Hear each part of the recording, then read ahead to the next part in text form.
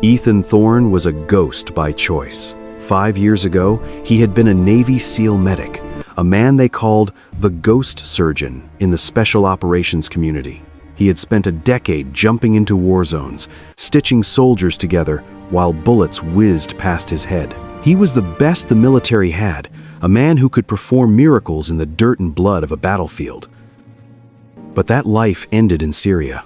After his wife, Sarah, died in his arms during an ambush on their medical clinic. The light inside Ethan went out. He couldn't look at a scalpel without seeing her blood. He left the Navy, moved to Chicago, and worked with the government to lock his records behind a wall of classified stamps. He wanted a life where no one died. He wanted a life where he could just be a father to his 7-year-old daughter, Maya. Now, Ethan wore a heavy navy blue uniform with a cheap plastic badge. He spent his nights walking the quiet hallways of St. Jude's Memorial Hospital. He checked doors, helped elderly visitors find the elevators, and watched the security monitors. It was a boring, repetitive job, and that was exactly why he loved it. No one asked questions about the quiet man with the military-grade discipline. To the world, he was just a guy earning an hourly wage. To Maya, he was just Dad. The radio on Ethan's belt crackled with static, breaking the silence of his security booth. Outside, Chicago was disappearing under a thick, white blanket of snow. The wind off Lake Michigan whipped against the glass, making the small heater at his feet hum louder. "All units, we have a multi-car pileup on Lakeshore Drive." The dispatcher's voice broke through. "Multiple injuries. Emergency transport is struggling. Medivac is grounded due to zero visibility. Street, Jude's is the closest trauma center. Prep for incoming." Ethan looked out at the hospital driveway. Usually, the flashing lights of the ambulances were visible from blocks away, but tonight, there was only a blurry red glow through the whiteout. Sarge, the head of security and a fellow veteran, leaned into the booth, his breath frosted in the freezing air. "It's a mess out there, Thorne. The city's paralyzed. You ready to help with crowd control?" "I'm ready," Ethan said, clicking his radio into place. "They're saying one of the victims is Olivia Sterling, the tech CEO. Apparently, her car flipped 3 times near the 800 block." Ethan didn't react to the name or the status. He just nodded and stepped out of the booth, his boots crunching on the fresh ice. He wasn't thinking about stock prices. He was listening to the sirens. They sounded different when the air was this cold, sharper, more urgent. 10 minutes later, the first ambulance skidded into the ER bay. The back doors burst open, and a team of paramedics rushed a gurney toward the entrance. Dr. Marcus Reed was already there, his face pale under the fluorescent lights. "What do we have?" Marcus asked, his voice tight with stress. "Female, 30s. High-impact rollover," the paramedic shouted over the wind. "BP is dropping fast. Breath sounds are absent on the left side. We think it's a massive hemothorax. She's suffocating on her own blood." Ethan stood by the sliding doors, holding them open. As the gurney flew past him, he caught a glimpse of the woman. Her blonde hair was matted with crimson, and her skin had the gray, waxy look of someone minutes away from death. Inside the ER, the chaos was controlled but frantic. "Where's Dr. Miller?" Marcus screamed, looking around the crowded hallway. "He's in OR 2 with a spinal injury from the same crash," a nurse replied. "Dr. Peterson is in OR 5. There's no one else, Marcus. You have to do it." Marcus looked at the monitors. The woman's heart rate was a frantic, irregular rhythm. "I can't. I'm an ER doc, not a thoracic surgeon. If I open her up and mess up the suction, she'll bleed out in seconds." Ethan watched Marcus's hands. They were shaking. The woman on the table gasped a wet, rattling sound that Ethan had heard 100 lun on the battlefields. He felt the old instinct, the one he had tried to bury, screaming at him to move. Ethan walked past the nurses and straight into the scrub room. "Hey, you can't be in here," a nurse called out. Ethan didn't look back. He stripped off his security jacket and shirt. He scrubbed his hands with the antiseptic soap, his movements mechanical and fast. He pulled on a surgical gown and snapped latex gloves over his fingers. He grabbed a mask, tied it tight, and stepped back into the trauma bay. Marcus stared at him, confused. "Who is?" "Step back, Marcus," Ethan said. "Thorne, is that you? You're a security guard. You can't touch her." "She's got 3 minutes," Ethan said, his voice flat and commanding. "Maybe high. Prep the suction. Get me a scalpel and a chest tube. Now." There was something in Ethan's eyes that stopped Marcus to Viek Tron Kai. It was the look of a man who had done this under mortar fire. Ethan didn't wait for permission. He felt for the 5th intercostal space on Olivia's ribcage. He made a clean, swift incision. Blood sprayed against his mask, but he didn't flinch. He inserted his finger, cleared the path, and slid the tube in. "Suction," Ethan commanded. The machine whirred to life. Dark blood began to fill the canister. Instantly, Olivia's chest rose in a deep breath. The monitor's frantic beeping slowed into a steady pulse. "Suture," Ethan said. He worked with terrifying precision. He tied off the last knot and stepped back, his gown soaked in red. "Keep her on the ventilator. Don't let her BP spike," Ethan said to Marcus. Ethan turned and walked out the back service exit. He stripped off the gown and mask, tossing them into a biohazard bin. 5 minutes later, the chief of surgery rushed into the room. He looked at the woman, then at the perfect tube placement. "Marcus, you did this?" the chief asked. "I've never seen a field-style thoracotomy this clean." Marcus Reed looked at the service door where the security guard had just disappeared. "It wasn't me," Marcus whispered. Outside, Ethan Thorne was back in his heavy security jacket, standing in the snow. He pulled a cigarette from his pocket, but his hands were shaking. He looked up at the hospital windows. Suddenly, his radio chirped. "Thorne, you there? Sarge says there's a black SUV at the gate demanding to see the CEO. They look like trouble. Go check it out." Ethan took a breath and headed toward the gate. As he reached the black SUV, the window rolled down. A man with a jagged scar across his cheek looked Ethan up and down. "We're here for Olivia Sterling," the man said. "Tell us she didn't survive the crash, and maybe you'll live to see tomorrow." The rhythmic beep of the heart monitor was the first thing Olivia Sterling heard. She opened her eyes, but the bright lights of the ceiling made her wince. Her head throbbed with a dull, heavy pain. She tried to move her arm, but a sharp sting in her chest stopped her. She looked down and saw tubes and wires connected to her body. A man in a white lab coat entered the room. He looked at the charts at the foot of her bed before noticing her open eyes. "Welcome back, Miss Sterling," Dr. Miller said. "How long?" Olivia asked. "You've been out for 2 days. You were in a very serious accident on Lakeshore Drive." "The snow?" Olivia whispered. "I remember the snow, and someone was there." Dr. Miller pulled up a stool and sat down. "You are very lucky. You had a massive amount of blood in your chest. If that emergency tube hadn't been inserted when it was, you wouldn't have made it through the night." "Thank you, Doctor," Olivia said. "I didn't do it, Olivia." Olivia frowned. "What do you mean? I was stuck in another surgery. By the time I reached the operating room, you were already stabilized. The work was already done. It was incredible work, honestly. Very fast, very precise." "Then who was it?" Olivia asked. "We don't know," Miller said. "Dr. Reed was the attending physician in the ER, but he says a specialist stepped in during the chaos. He didn't get a name. He assumed it was someone I had sent." "I want to see the footage," Olivia said. "We tried that. Hospital security informed us that there was a technical glitch in operating room 4 that night. A power surge from the storm wiped the local server. There is no video." Olivia sank back into her pillow. "That doesn't make sense. A hospital like this doesn't just lose footage." "I agree," Miller said. "But right now, your recovery is what matters. I'll leave you to rest."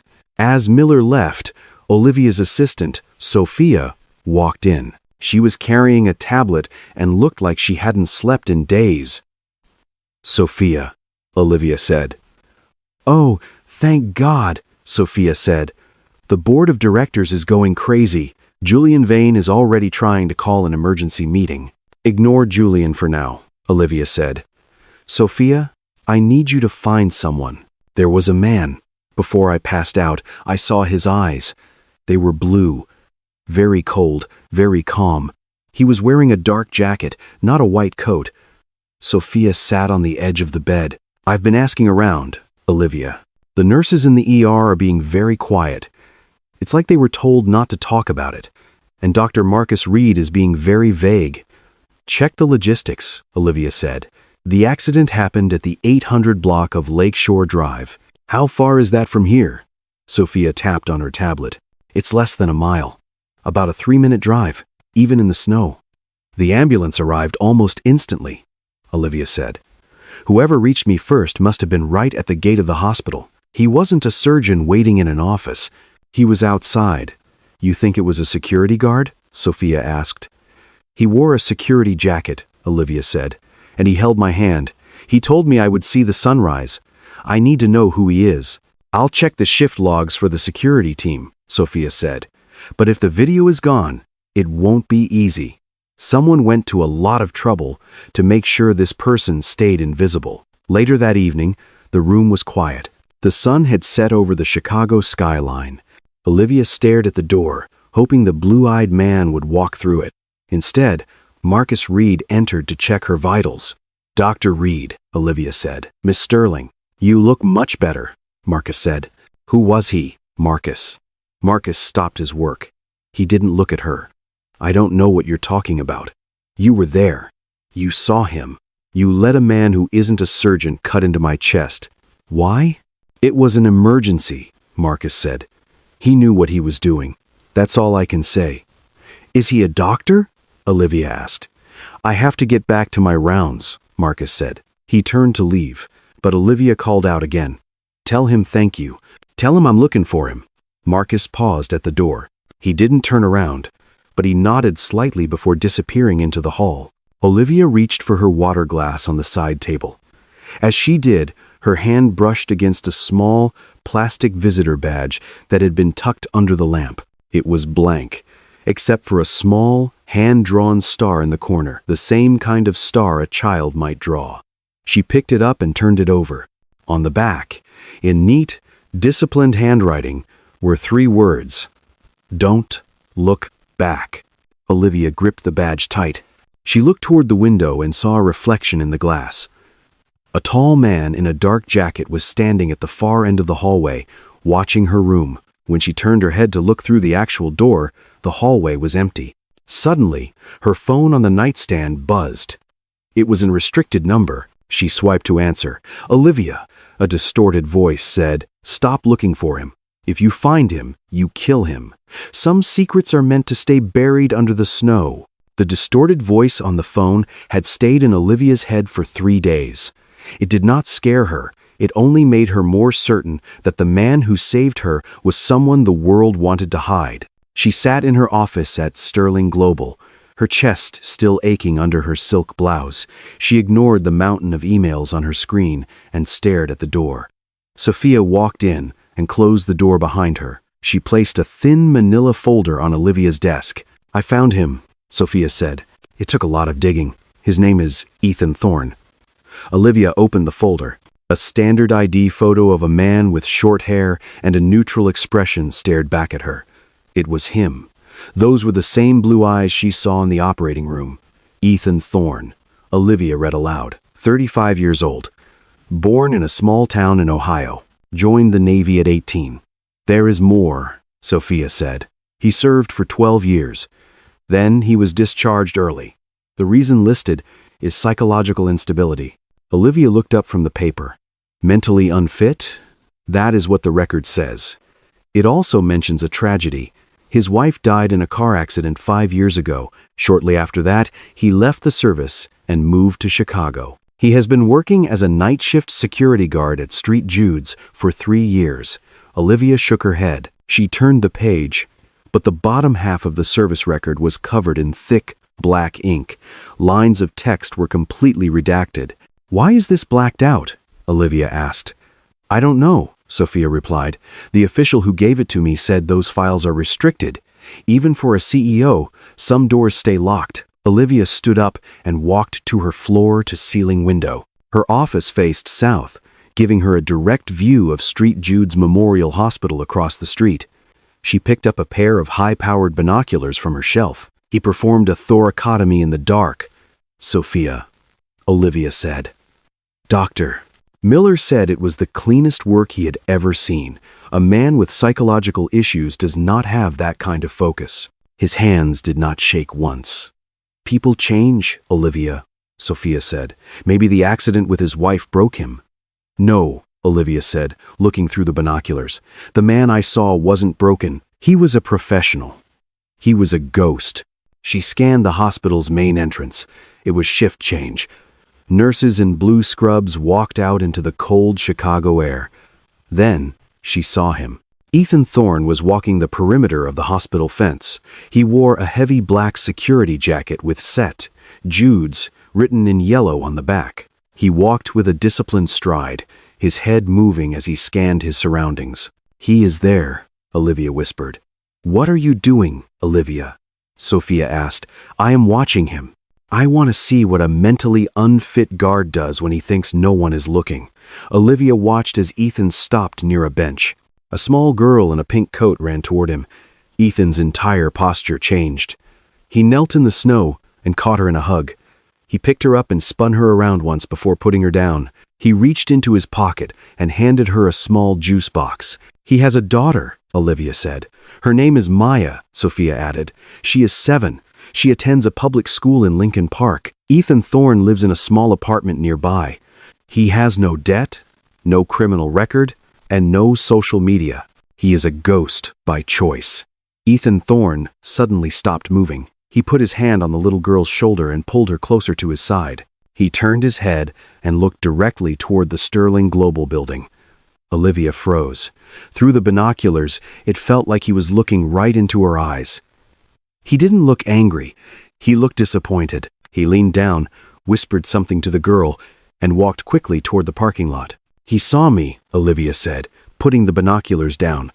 "From that distance? That is impossible," Sophia said. "He knew he was being watched the moment I picked these up." Olivia's desk phone rang. It was the internal line from the lobby security desk. "Miss Sterling," the guard said, "there is a man here to see you. He says he doesn't have an appointment, but he told me to tell you that the snow is melting." Olivia felt a chill run down her spine. "Does he have a name?" "No, ma'am. He just left an envelope with the front desk and walked out." He was wearing a hospital security jacket. Olivia ran out of her office toward the elevator. She reached the lobby and grabbed the envelope from the startled receptionist. She ripped it open. Inside was a single Polaroid photo. It was a photo of Olivia through her office window, taken from the street level. In the reflection of the glass, a red laser dot was centered exactly on her forehead. On the back of the photo, a child's handwriting wrote, "Go home, Olivia. We are not safe." The warning on the back of the photo was clear, but Olivia had never been good at taking orders. On Saturday afternoon, Millennium Park was crowded with tourists and families. The giant silver sculpture of the bean reflected the gray Chicago sky and the moving crowds. Olivia walked slowly, her eyes scanning the area until she saw them near the ice rink. Ethan was sitting on a wooden bench. He wasn't wearing his hospital security jacket today. He wore a plain black hoodie and jeans. Maya was sitting on the ground at his feet, her legs crossed, focused on a sketchbook in her lap. Olivia stopped a few yards away. She watched as Maya stood up to run toward a group of pigeons, but she tripped on her loose shoelace. She did not fall, but she stopped and looked down at her foot with a pout. Ethan stood up and walked over to her. Ong dropped to one knee in the cold slush. He took the dirty laces in his large hands. He moved slowly and carefully. He made a perfect bow and then tied a double knot to make sure it stayed. He patted Maya's knee and whispered something that made her laugh. Olivia felt a strange ache in her chest. In her world, time was money, and people moved fast. Her life was full of meetings, contracts, and people who wanted something from her. But here was a man who had saved her life with the same steady hands he now used to fix a child's shoe. She realized that she had millions of dollars, but she did not have this kind of warmth. She had spent her life building a tech empire, but she had never had anyone sit in the dirt just to make sure she wouldn't trip. She wanted that. She wanted it more than her next big acquisition. She took a breath and walked forward. "It is a nice day for the park," Olivia said. Ethan's head snapped up. His eyes narrowed instantly. He stood up and pulled Maya behind him in one fluid motion. "What are you doing here, Olivia?" Ethan asked. "I needed some air," Olivia said. "I didn't think I would run into you." "You are a bad liar," Ethan said. "You followed us." Maya peeked out from behind Ethan's leg. She looked at Olivia with wide eyes. "Are you the lady from the hospital?" Olivia smiled. It was not her professional CEO smile. It was real. "I am. My name is Olivia." "I am Maya," the girl said. She held up her sketchbook. "Look at my drawing." Ethan reached out to take the book, but Olivia took it first. She looked at the page. It was a drawing in dark crayon. A tall man in a black cloak stood over a woman who was lying down. The man had a star on his chest. "The hero in black," Olivia read. "He saves people," Maya said. "But he has to stay in the shadows so the monsters do not find him." Olivia looked at Ethan. He looked pained. "Maya, go get your backpack from the bench," Ethan said. "It is time to go." "But I wanted to show her the bean," Maya complained. "Now, Maya," Ethan said. His voice was firm, but he did not yell. Maya huffed and ran toward the bench. Ethan stepped closer to Olivia. His voice was a low growl. "You need to stop this," Ethan said. "Every time you come near us, you put a target on my daughter's back. Do you understand that?" "I am not trying to hurt her, Ethan. I want to help. I do not want your help," Ethan said. "I am a security guard. I am a ghost. That is how Maya stays safe. No Julian Vane or anyone else thinks I am important to you. They will use her to get to you." "Julian?" Olivia asked. "Why would my vice president care about you?" "He does not care about me," Ethan said. "He cares about what I saw that night on the road. Now, walk away. Do not look back." Olivia opened her mouth to argue, but a black SUV with tinted windows pulled up to the curb just 20 feet away. The engine idled loudly. The passenger window rolled down just an inch. Ethan's hand went to the small of his back. He did not look at Olivia. He looked at the car. "Get in your car and drive, Olivia," Ethan said. "Now, Ethan, what is happening? Go," Ethan shouted. As Olivia turned to run toward the parking garage, she heard the screech of tires. But it was not the SUV. A silver sedan swung around the corner and blocked Ethan's path to the bench. Two men in gray suits stepped out. They were not looking at Ethan or Olivia. They were looking at Maya. "Daddy!" Maya screamed. Ethan moved faster than the human eye could follow, pulling Maya into his chest and backing behind a heavy concrete planter. The men in the silver sedan hesitated, seeing the crowd of tourists turning their heads toward the scream. They realized the window of opportunity had closed, slammed their doors, and sped away into the Chicago traffic. Ethan didn't say a word to Olivia. He just gripped Maya's hand and disappeared into the crowd, leaving Olivia standing alone in the cold. Monday morning at Sterling Global felt heavier than usual. Olivia sat at her mahogany desk, staring at the floor-to-ceiling window. The city looked gray. She couldn't stop thinking about the look in Ethan's eyes at the park. It wasn't just fear. It was the look of a man who was used to being hunted. The door to her office swung open without a knock. Julian Vane walked in, wearing a suit that cost more than a mid-sized car. He looked smug as he dropped a stack of high-quality photographs onto her desk. "Millennium Park is lovely this time of year, isn't it?" Julian said. Olivia didn't touch the photos. "What do you want, Julian?" "I want to understand your strategy," Julian said, sitting in the leather chair across from her. "The board of directors is asking why our CEO is spending her weekends in the dirt with a rent-a-cop. It's a bad look, Olivia. It makes you look weak, vulnerable." "He saved my life," Olivia said. "He did a job," Julian snapped. "One he is barely qualified for. Look at him, Olivia. He lives in a one-bedroom apartment. He has no future. He is a nobody. If you're lonely, I can recommend a dozen men who actually belong in your world. Ethan Thorne has more character in his pinky finger than you have in your entire body," Olivia said. Julian laughed, but it was a dry, hollow sound. "Character doesn't pay the bills. And character won't protect you when the board decides you've lost your mind. Stop seeing him. It's for your own good. And his. Are you threatening me?" Olivia asked. Julian stood up and smoothed out his jacket. I'm giving you a warning. In this city, wolves don't play with sheep. They eat them. He walked out, leaving the photos behind. Olivia grabbed her coat and purse. She didn't call Sophia. She didn't call security. She took the elevator to the garage, got into her car, and drove straight to St. Jude's Memorial. She parked across from the main gate. She saw Ethan. He was standing in his security booth, checking the IDs of delivery drivers. He looked tired. His shoulders were tense. Olivia stepped out of her car, intending to apologize for what happened at the park. But before she could cross the street, a beat-up blue sedan screeched to a halt right in front of Ethan's booth. 3 men got out. They were big, wearing hoodies and work boots. They didn't look like patients or visitors. Olivia stopped at the curb, watching. "Hey, watch where you're going," one of the men yelled, slamming his hand against the side of the security booth. Ethan stepped out of the booth, his hands held low at his sides. The gate is closed for deliveries until 1 p.m. "Sir, you need to use the visitor lot." "I don't need to do anything you say, hero," the man said. He stepped close to Ethan, puffing out his chest. "I think you scratched my car when you closed that gate."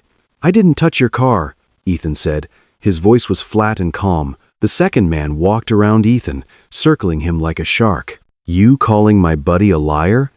I don't like people who call my friends liars." Ethan didn't move. He didn't reach for his radio. He just stood there. Olivia felt her heart hammer against her ribs.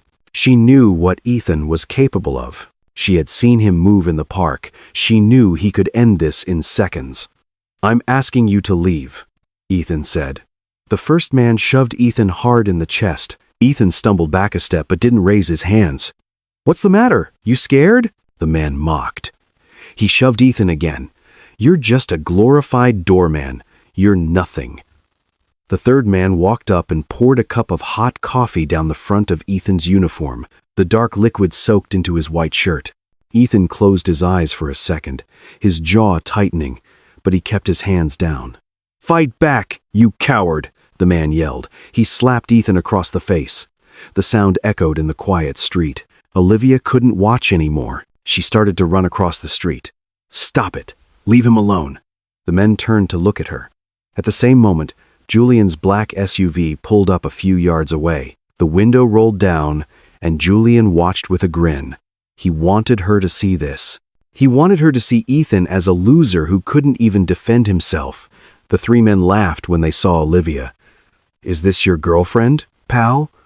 the first man asked Ethan. He reached out to grab Olivia's arm. Suddenly, Ethan's hand moved. He didn't punch. He didn't kick. He simply stepped between the man and Olivia, his body a solid wall. He took another shove from the man, letting himself be pushed back into the metal railing of the booth. "Just go," Ethan whispered to Olivia. "Ethan, why aren't you doing anything?" Olivia cried. "You can take them. I know you can." Ethan looked at her. For a split second, the classified stamp on his file felt like it was burned into his forehead. If he fought back, if he used his Navy SEAL training, there would be an investigation. His fingerprints would go into a police database. The men who had been looking for the ghost for 5 years would find him. And if they found him, they would find Maya. He had to be a coward. He had to be a nobody. For Maya, the men saw that Ethan wouldn't fight. They got bored. One of them spat on Ethan's boots. "You're pathetic," the man said. They got back into their car and drove off, hooting and hollering. Julian Vane watched them go, then looked at Olivia. He shook his head with fake pity and drove away. Olivia stood in front of Ethan. He was covered in coffee, his cheek was red, and he looked smaller than he ever had. "Why?" Olivia asked, her voice trembling. "You let them do that to you? You let them treat you like trash?" Ethan wiped the coffee from his shirt with a paper towel. He didn't look at her. "I'm just a security guard, Olivia. I told you, I don't want trouble." "That's a lie," Olivia said. "You're a soldier. I saw your eyes in the ER. Why are you hiding?" Ethan finally looked at her. The pain in his eyes was deeper than the slap on his face. "Because if I stop hiding, the world ends. Go back to your office, Olivia. You don't belong here." He turned and walked back into his booth, locking the door. Olivia stood alone on the sidewalk. She looked down and saw something on the ground where the men had been standing. It was a small, high-tech GPS tracker. It hadn't fallen off the thugs. It had been dropped there on purpose. She picked it up and realized it wasn't tracking Ethan. It was already linked to a phone. She turned the device over and saw a small logo etched into the plastic. It was the logo for Sterling Global's private security division. Julian hadn't just hired thugs to beat Ethan up. He was using her own company to find out where Ethan lived.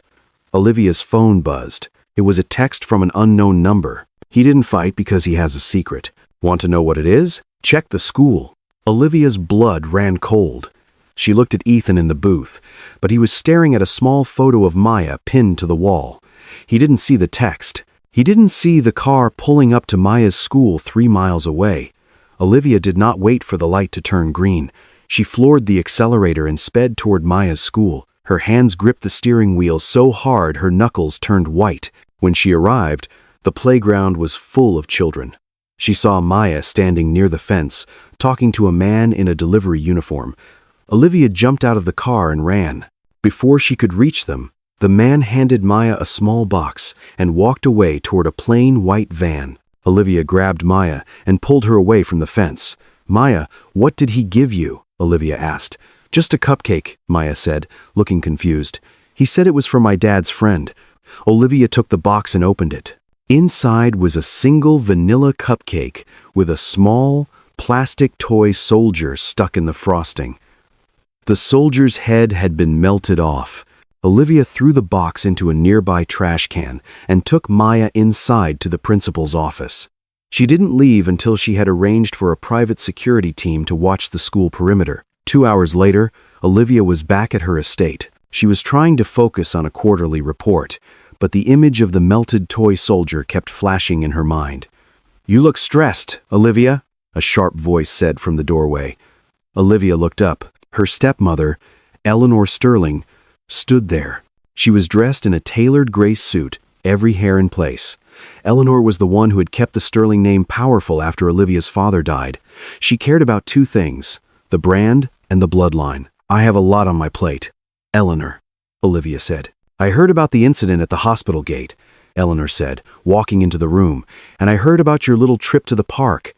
Julian is very concerned. He thinks you are losing your focus." "Julian should mind his own business," Olivia replied. "Julian is your business," Eleanor said. "The board expects a merger, not just of the companies, but of the families. A marriage between the 2 of you would stabilize the stock for the next decade. He is a perfect match for you. He is a snake, Eleanor. He hired thugs to harass a man who saved my life." Eleanor sighed. "He is protecting the image. You are the CEO of Sterling Global. You cannot be seen with a security guard. It is embarrassing." "People are starting to talk." "Let them talk," Olivia said, standing up. "I don't care about the image anymore. I almost died on that road. Where was Julian then? He was probably checking the life insurance policy." "Don't be dramatic," Eleanor said. "Think of the legacy. Think of what your father built." "My father built a company, not a prison," Olivia said. "I am done with this conversation." Olivia grabbed her keys and walked out. She didn't head back to the office. Instead, she drove toward a small, run-down area near St. Jude's Hospital. She found what she was looking for, a place called the Blue Collar Diner. It was a small, greasy place where the hospital staff went for cheap coffee and thick sandwiches. She saw Ethan sitting in a booth at the back. He was still in his uniform, though he had changed into a clean shirt. He was eating a tuna melt and staring at a newspaper. Olivia walked in, feeling completely out of place in her designer coat. She sat down across from him. Ethan didn't look up. "The lunch special is the only thing worth eating here. But you probably want something with truffle oil." "I brought my own lunch," Olivia said. She placed a brown paper bag on the table. "I bought 2 sandwiches from that deli you like, the one near the park." Ethan looked at the bag, then at her. "You don't give up, do you?" "No," Olivia said. "I wanted to make sure you were okay after this morning. And I wanted to tell you that I put extra security at Maya's school. Julian won't get near her." Ethan pushed his plate away. "You think a few guys in suits can stop the people Julian works with?" You are playing a game you don't understand, Olivia. Then explain it to me, Olivia said. I'm not a child, Ethan. I know Julian is dangerous. I know he wants my job. But why is he so interested in you? Because I am a loose end, Ethan said. In your world, everything has a price. In my old world, everything was a secret. Julian thinks I know something about the crash that I haven't told the police. He thinks I found something in your car before the paramedics arrived. Did you? Olivia asked. Ethan leaned forward. It doesn't matter. What matters is that you need to go back to Eleanor and Julian. You need to marry that guy and stay in your glass castle. It is safe there. I don't want to be safe, Olivia said. She reached across the table and touched his hand. His skin was rough and cold. I've been safe my whole life. It was boring. It was empty. When you held my hand in that ER, I felt more alive than I ever have. I'm not going away. Ethan pulled his hand back. You don't know what you are asking for. My world isn't romantic, Olivia. It's dark. It's full of ghosts. I left the Navy because I couldn't look at the blood anymore. I became a guard because I wanted to be invisible. If you stay near me, my darkness will swallow you. I'm not afraid of the dark, Olivia said. You should be, Ethan replied. He stood up and pulled a few bills from his pocket, dropping them on the table. He didn't touch the sandwich she brought. I have a shift starting, Ethan said. Don't come back here. Olivia, I mean it. Olivia watched him walk out. She felt a sting of rejection, but she didn't leave. She opened the paper bag and took out one of the sandwiches. She took a bite, even though she wasn't hungry. She was going to show him that she could handle his world. She finished her lunch and walked out to the parking lot. The sun was starting to set, casting long shadows across the street. As she reached her car, she noticed a man standing by the brick wall of the diner. He was wearing a long black coat and a hat pulled low. Miss Sterling, the man said. Olivia froze. Who are you? A friend of the Thorne family, the man said. He stepped into the light. He was older, with gray hair and a deep scar running down his neck. Ethan is a good man, but he is a fool. He thinks he can protect the girl on his own. What do you want? Olivia asked. I want you to give him a message, the man said. He handed her a small, rusted metal coin. On one side was an eagle. On the other, the words, "No man left behind." Tell him that the unit is moving. Tell him that Syria wasn't the end. It was just the beginning. The man turned and walked away into the shadows before Olivia could ask another question. She looked at the coin in her hand. It was heavy and smelled of old copper. She got into her car and started the engine. Her phone rang. It was Marcus Reed, the doctor from the ER. Olivia, you need to come to the hospital, Marcus said. His voice was shaking. Something happened in the records room. Someone broke in and stole Ethan's classified file. But that isn't the worst part. What is it, Marcus? Olivia asked.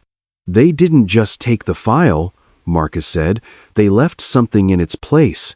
It's a photo of you, Olivia, from the night of the crash, but you aren't in the car. You are standing next to Ethan, and there is a red circle around both of your hearts.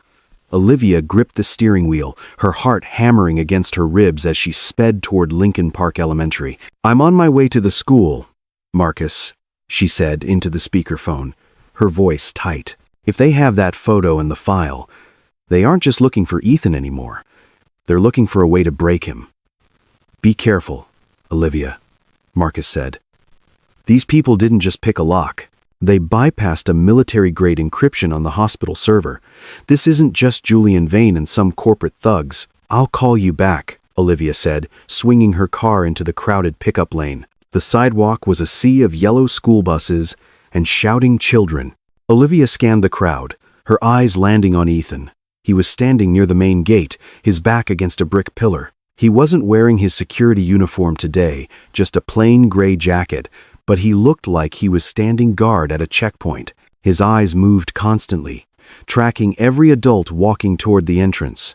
Olivia stepped out of her car and hurried toward him. Ethan! He didn't look at her until she was 2 feet away. You shouldn't be here, Olivia. I told you to stay away. Marcus called me.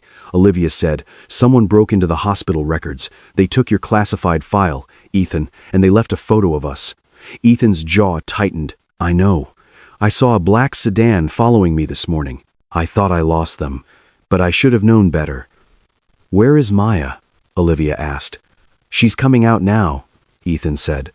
The school doors opened, and a swarm of kids poured out. Maya appeared near the front of the line, laughing with a friend. She was carrying her backpack in one hand and a large, fluffy brown teddy bear in the other. When she saw Ethan, she waved the bear in the air and ran toward them. Daddy, look, Maya said, holding up the toy. Ethan didn't smile. He looked at the bear, then at the crowd behind her.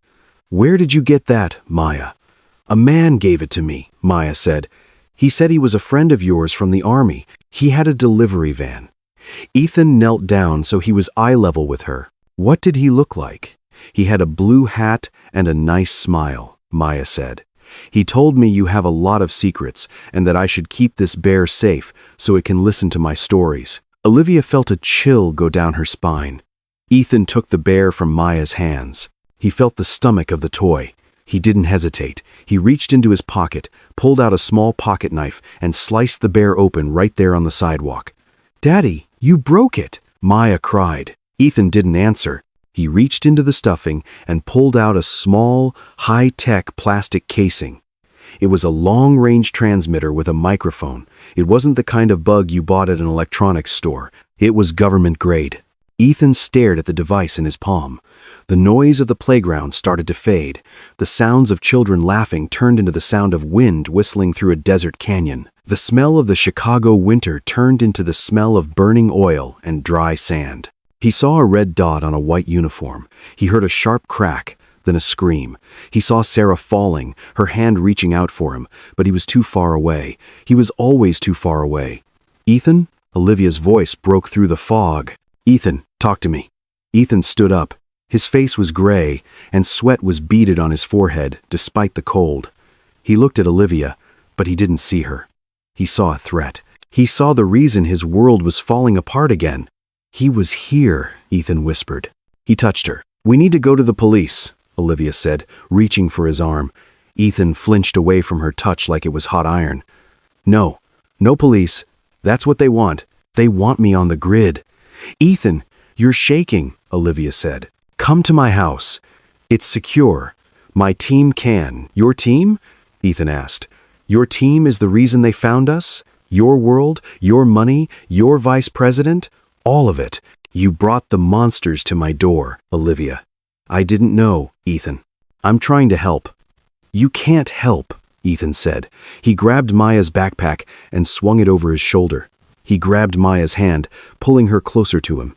You're the target. Every time you stand next to us, you're pointing a gun at my daughter's head. That isn't fair, Olivia said. Fair doesn't matter, Ethan said. He looked at the transmitter in his hand and crushed it under his boot. Maya and I are leaving. Don't try to find us. Don't call Marcus. If I see you again, I'll consider you a threat. Ethan, please, Olivia said. Go home, Sterling, Ethan said. Go back to your glass office and your board meetings. Leave the ghosts alone. He turned and walked toward the parking lot, his stride long and fast. Maya looked back over her shoulder, her eyes wet with tears. Bye, Olivia, she whispered. Olivia stood on the sidewalk, watched them get into Ethan's old truck. She felt a deep, hollow emptiness in her stomach. She had spent her life winning, but she had never felt like she was losing this much. She walked back to her car, her head down. She reached for the door handle, but she stopped. Tucked under the windshield wiper was a small piece of paper. She pulled it out. It wasn't a note. It was a map of a small village in Syria. There was a red X over a medical clinic. Under the map, 3 words were typed in a clean, professional font. He didn't tell you about the third man. Olivia looked around the parking lot. A silver sedan was idling near the exit. The windows were tinted, but as the car began to pull away, the driver's side window rolled down halfway. Julian Vane sat in the driver's seat. He wasn't smiling. He looked terrified. He pointed a finger at the map in Olivia's hand and then shook his head, as if to say, no. Before Olivia could move, a second car, a heavy black SUV, rammed into the back of Julian's sedan, pushing it out into traffic. A truck slammed into Julian's side, and the air was filled with the sound of crunching metal and shattering glass. The black SUV didn't stop. It drove over the sidewalk, sped toward the street, and disappeared. Olivia ran toward the wreck, but she stopped when she saw a man in a long black coat standing by the school fence. He held a cell phone to his ear, watched the fire starting in Julian's engine, and then looked directly at Olivia. He didn't run. He just tapped his temple and mouthed two words, "Your turn." Marcus Reed's office was dark, except for a single desk lamp. He was sitting with his head in his hands when Olivia burst through the door. She didn't say hello. She walked straight to his desk and slammed the map of the Syrian village down in front of him. "Julian is dead, Marcus," Olivia said. Marcus looked up, his eyes bloodshot. "What happened?" "A truck hit him. It wasn't an accident." A man in a black coat watched the whole thing and then looked at me. He gave me this. It has a medical clinic circled in red. Ethan saw a transmitter in Maya's toy and he lost it. He took her and left. He called me a threat. Marcus looked at the map and closed his eyes. He let out a long, jagged breath. I told him this would happen. I told him Chicago wasn't far enough. "Who is the third man, Marcus?" Olivia asked. The note said Ethan didn't tell me about the third man. Marcus stood up without answering. He walked to a painting on the far wall and moved it aside, revealing a small wall safe. He punched in a code, and the door clicked open. He reached inside and pulled out a small wooden box. He brought it over to the desk and set it down. "Ethan isn't just a security guard, Olivia," Marcus said. "And he wasn't just a medic. He was a major in the SEALs, in the special operations community. He's a legend. They called him the Ghost, because he could keep a man alive in the middle of a literal hellscape." Marcus opened the box. Inside was a thick stack of papers with "Top Secret" stamped across them. On top of the papers sat a silver star. The ribbon was frayed, and the silver metal was stained with dark, rust-colored spots. "Is that blood?" Olivia asked. "It's Sarah's blood," Marcus said. "Ethan's wife." Olivia touched the edge of the metal. It felt cold. "What happened in Syria?" "It was 5 years ago," Marcus said. "We were part of a secret task force. We were running a clinic for civilians. Sarah was a nurse. She insisted on going with him. She said Ethan needed someone to keep his heart from turning to stone." Marcus sat back down, staring into the distance. The ambush happened at 3 in the morning.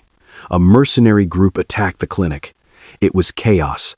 Ethan was trying to evacuate the wounded children. "And Sarah?" Olivia whispered. "A sniper had a bead on Ethan," Marcus said. "Sarah saw the red dot on his chest. She didn't think. She ran out and threw herself in front of him right as the shooter pulled the trigger. The bullet hit her." Olivia felt a lump in her throat. She remembered Ethan's steady hands in the ER. "The clinic was burning," Marcus continued. "Ethan dragged her into a shed. He had no proper tools, just his field kit. He tried to operate on her right there in the dirt. He worked for 40 minutes while the building crumbled. He did everything right. His technique was perfect. But she died," Olivia said. "She died in his arms," Marcus said. "He blames himself because he was the best medic in the world, but he couldn't save the one person who mattered. He threw his scalpel into the fire and swore he would never touch one again. He took Maya and vanished. He wanted to be a nobody so the people who attacked that clinic would Bowdger find him. Who were they?" "Marcus. Who were the mercenaries?" Marcus pointed to the papers in the box.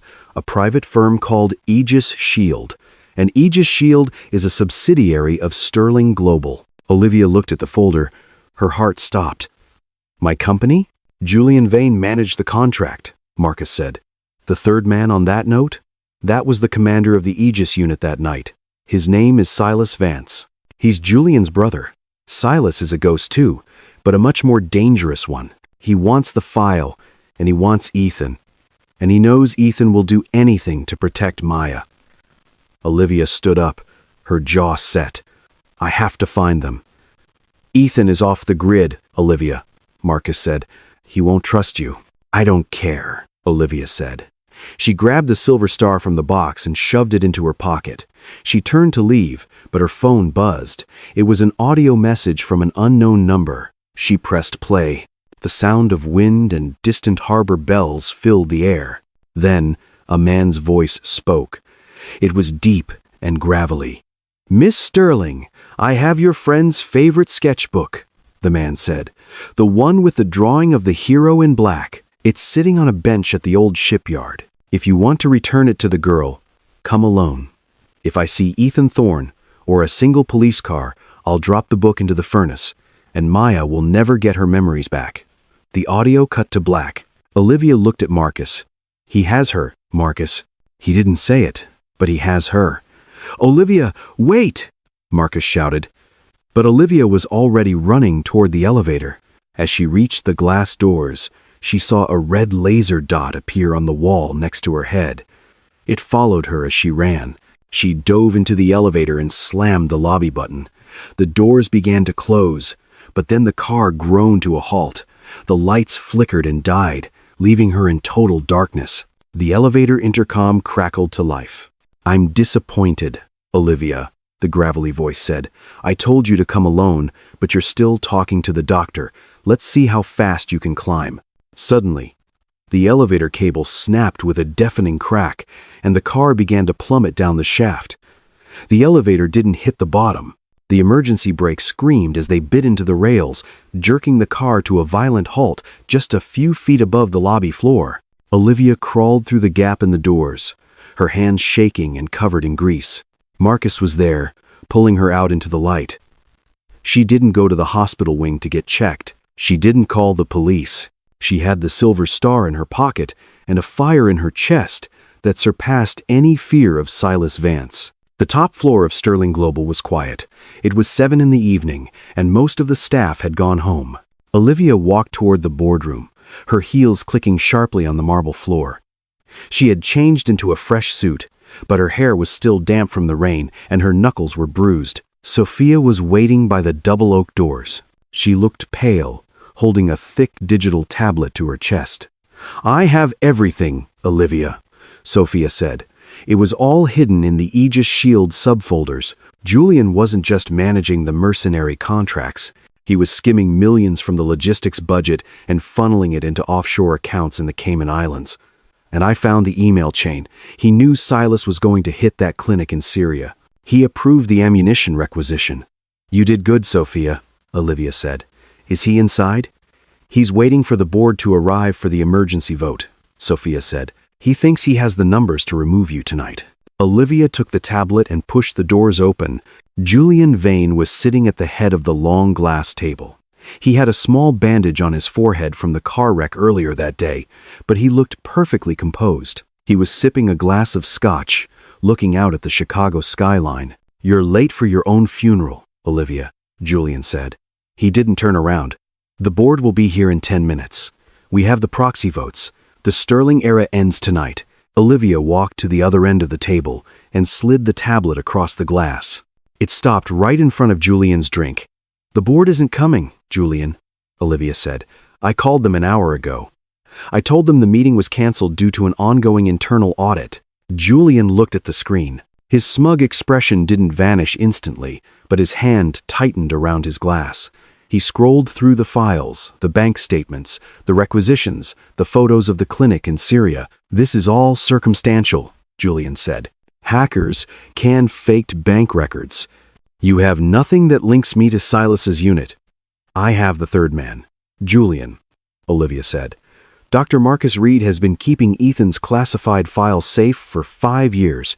That file includes the ballistic report from the clinic. The bullets that killed those civilians and Ethan's wife were part of a batch purchased by your private office.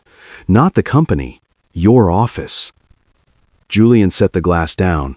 The ice clinked against the sides. Silas was a soldier doing a job. He was cleaning up a mess your father started. "My father is dead," Olivia said, "and you are a thief. You aren't just a murderer, Julian. You're a liability. If I take this to the Department of Justice, Sterling Global's stock will drop to 0. The board will lose billions. They will hunt you down themselves." "So what's the play, Olivia?" Julian asked. You want to see me in handcuffs? No, Olivia said. If I put you in jail, Silas will come for Ethan and Maya to keep them from testifying. I want you gone. Right now. She pulled a single sheet of paper from her folder and slid it toward him. It was a formal resignation and a full confession of financial crimes, naming Silas Vance as the primary architect of the Syrian incident. Sign it, Olivia commanded. You leave the country tonight. You go to the villa in Spain. You never contact anyone in Chicago again. You stay in that house until you die. If you step off that property, or if Silas touches a hair on Maya's head, I release these files to every news outlet in the world. Julian looked at the paper. He looked at Olivia. He realized she wasn't the scared girl from the car wreck anymore. You're protecting a ghost, Olivia. Why? He's a security guard. He's nobody. He's the man who saved my life when you were waiting for me to die, Olivia said. Sign the paper, Julian, or I call the FBI right now. Julian grabbed a pen. He signed the document with a trembling hand. He stood up, adjusted his tie, and walked toward the door. He stopped at the threshold. Silas won't listen to me, Julian said. He hates Ethan more than I hate you. You think you've won, but Silas is already at the shipyard. He doesn't care about the money anymore. He wants his trophy back. Julian disappeared into the hallway. Olivia turned to Sophia, who was standing in the shadows. Is the plane ready? Olivia asked. Yes, Sophia said. He'll be on his way to Spain in an hour. But Olivia, what about the school? I already took care of it, Olivia said. I hired a private team, ex-special forces. They are stationed in the houses across from the playground and in the park. They have orders to protect Maya at all costs. Ethan doesn't know they are there. I don't want him to feel like he's being hunted by me, too. He's going to find out, Sophia warned. A man like that notices everything. Then I'll deal with it when he does, Olivia said. Right now, I have to get to the shipyard. Silas is waiting for the Silver Star. Olivia walked out of the building and got into her car. She drove north, away from the city lights. She felt the weight of the metal in her pocket. She knew she was walking into a trap, but she finally felt like she was in control of her own life. She arrived at the old shipyard 30 minutes later. The area was a maze of rusted shipping containers and rotting wood. The wind off the lake was freezing. She stepped out of her car and walked toward the center of the yard. A single light was shining in a small guard shack near the water. As she got closer, she saw a man sitting on a crate. It wasn't Silas. It was Ethan. He was holding his service pistol in his lap. He looked up as she approached, his eyes filled with a cold, terrifying rage. I found your guards at the school, Olivia, Ethan said. His voice was a low, dangerous whisper. Ethan, I was trying to protect her, Olivia said. You led them right to her, Ethan said. Ong stood up, pointing his gun at the shadows behind her car. I trusted you. I let you in, and you used your company's resources to put a net around my daughter. Ethan, listen to me. Julian is gone. I have the files. We can end this. It's already ended, Ethan said. He stepped closer, the barrel of the gun reflecting the moonlight. Silas called me 10 minutes ago. He told me he'd let Maya go if I brought him the woman who stole his brother's company. Olivia froze. Ethan, no. I told you I was a ghost, Olivia, Ethan said. And ghosts don't have friends. They just have survivors. Suddenly, a red laser dot appeared on Olivia's forehead. It didn't come from the guard shack. It came from a crane 100 yards away. Ethan grabbed Olivia by the hair and pulled her toward him, pressing the cold metal of his gun against her temple. He's watching! Silas, Ethan yelled into the wind. I have her! Come get your prize! Olivia looked into Ethan's eyes, searching for the man who had held her hand in the ER. But all she saw was the ghost, and he looked ready to kill. The echoes of the shipyard stayed with Ethan for days. The night Silas Vance walked into Ethan's trap, thinking the ghost had finally broken, was the last time Ethan had held a weapon. Silas was in federal custody now. Julian was a shadow in a villa in Spain. And the Aegis Shield files were in the hands of the authorities. The war that had started in a burning clinic in Syria had finally come to an end in the cold winds of Chicago. The sun had not yet cleared the horizon, but the sky over Lake Michigan was turning a pale, dusty blue. Navy Pier was empty this early.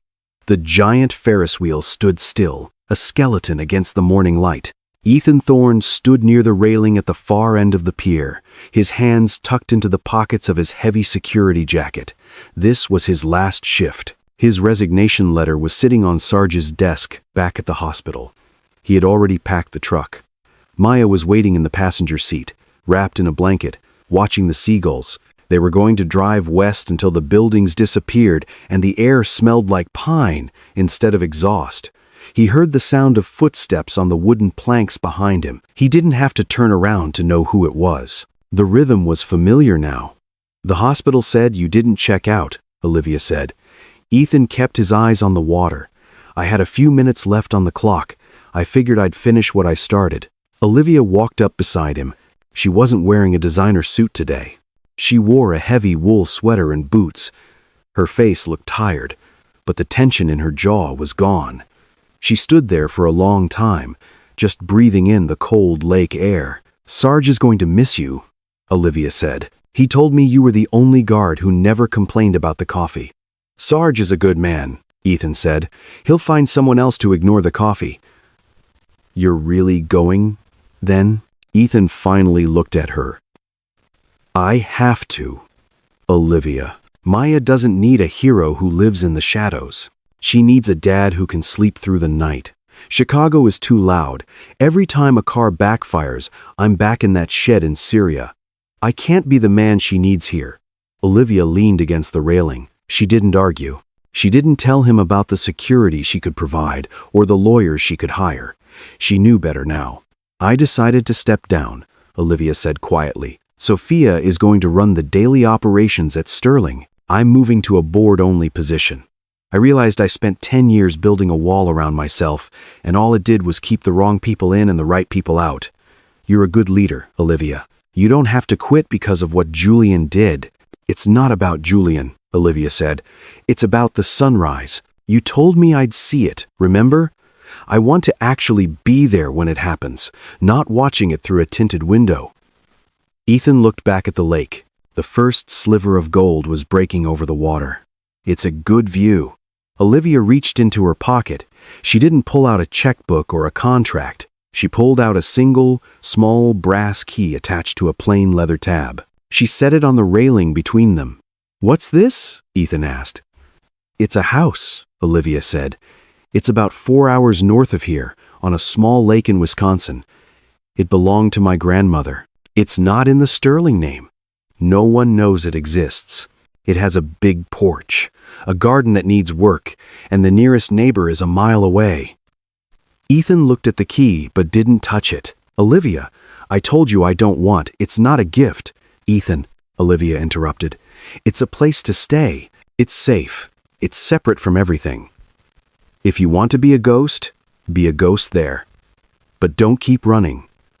Maya deserves to have a home where she can plant a tree and actually watch it grow." "Why are you doing this?" Ethan asked. His voice was thick with an emotion he couldn't quite name. "Because I don't want to look back either," Olivia said. "And I think I'd like to see that garden when it's finished." Ethan looked at the key for a long time.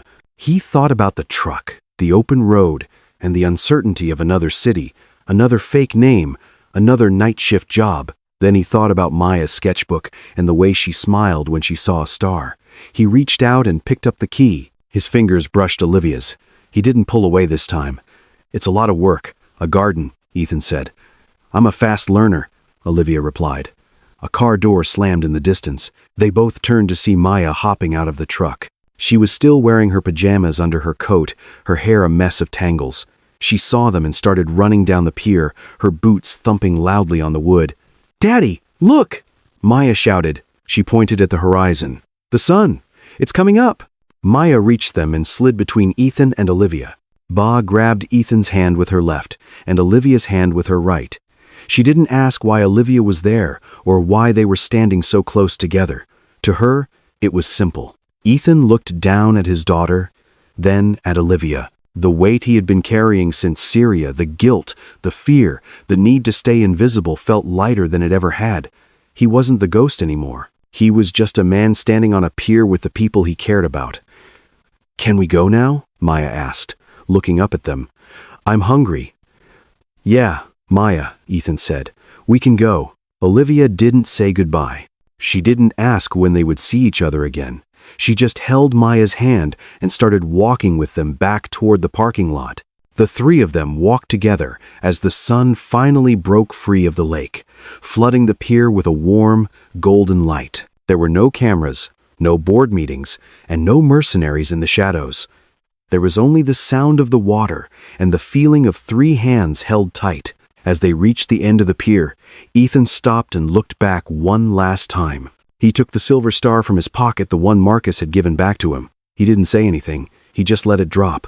The metal hit the water with a tiny splash and sank into the dark depths of Lake Michigan. The past was gone. He turned back to the truck and the woman waiting beside it. The truck engine started with a steady hum. They drove away from the city, leaving the tall buildings and the secrets behind. In the rearview mirror, the Chicago skyline grew smaller and smaller until it was nothing more than a silhouette against the rising sun. For the first time in 5 years, Ethan Thorne didn't look back to see if he was being followed. He only looked forward, at the road and the light. Subscribe if you believe compassion is the quietest form of strength. Type sunrise if this story moved you. And that was today's bedtime story. As the sun sets on the journey of Ethan, Olivia, and little Maya, I want to ask you, how did their story make you feel? Have you ever felt like a ghost in your own life, hiding your true strength or your past just to keep those you love safe? We'd love to hear your thoughts and reflections in the comments below. Thank you so much for staying with us until the very end. Your time and your heart are the greatest gifts you could give to these characters and this community. Before you drift off to sleep, I want to leave you with a small lesson from Ethan's quiet courage and Olivia's newfound peace. True heroism isn't about titles, empires, or the medals we wear. It is found in the quietest moments, in the steady hand that holds yours during a storm, or in the sacrifice of a man who would rather be a nobody than risk the safety of his child. We all carry scars from battles no one else can see, but this story reminds us that we don't have to be defined by our past. Healing begins when we stop running and realize that being good is much more powerful than being important. May you find the strength to be kind, the courage to be vulnerable, and the peace of mind to know that you are enough, exactly as you are. Sleep well, stay kind, and remember, no matter how long the night, the sunrise is always waiting for those who keep moving forward. Good night, and I'll see you in the next story.